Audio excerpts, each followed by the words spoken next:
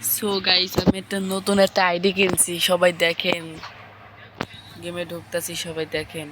এখন আমার একটা আইডি কিনতে যে আমার ঠগাই দিছে, এরকম যেন কেউ যেন ঠকেন না।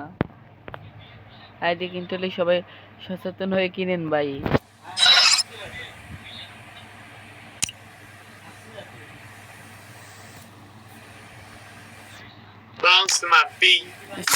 এরকম ক্রাম কিছু নাই। আরে নেটটা খারাপ দিতেছে, দেখেন। সেরকম কোনো কালেকশনই নাই, এই বট কালেকশন আপনার দিয়া ঠগাই দিছে। অবশ্যই একবার দেখেন।